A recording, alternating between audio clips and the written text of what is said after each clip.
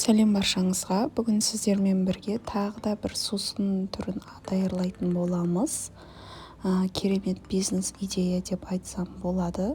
Ал ендеше менімен бірге болыңыздар.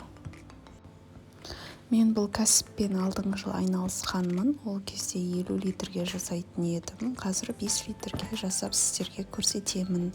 Ол үшін бізге шекер 350 грамм, каркаде 30 грамм және де 3 түйір мята. Негізі сіздерге сухой мята тіпті керемет болады. Одан 20-30 грамм қосасыздар.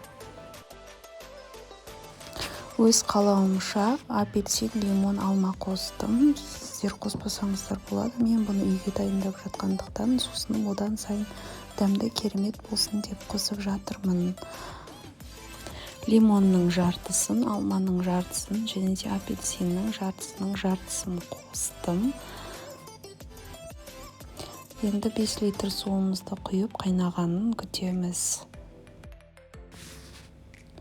Сақырлап қайнаған сәтте каркаде мен алманы қосамын. Алманы өз қалауымша қосқандықтан шекерді 10 минуттан кейін қосатын боламын. Себебі алма шекерді бірден қабылдамайды. Себебі шекердің дәмі азырақ болып білінеді. Сондықтан да алма қосатын болсаңыздар, міндетті түрде 10-15 минуттан кейін шекер қосқандарыңыз дұрыс.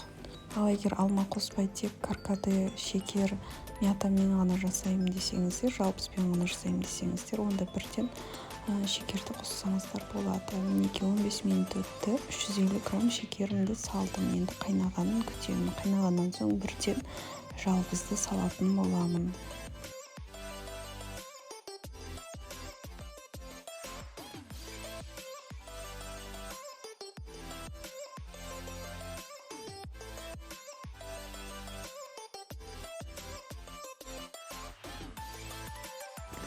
Жалпыстан кейін 1-2 минуттан соң лимон мен апельсинімізді саламын да бірден астын өшіремін. Себебі менде плита ол суым дегенде біраз тағы қайнайды. Егер сіздерде газ болса 5-10 минуттан кейін өшіріп суытсаңыздар болады. Суытуға біраз уақытқа қалдырып қоямын.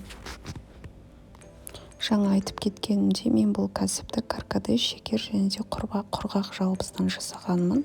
50 литрге жасайтын едім. Дәл сол бүгін 5 литрге арналған рецептімді онға көбейтіп, сіздер де жасап пайда тапсаңыздар болады. Менің каналыма подписка жасап, лайк басып, комментарий қалдыруды ұмытпаңыздар. Ал ендеше сау болыңыздар.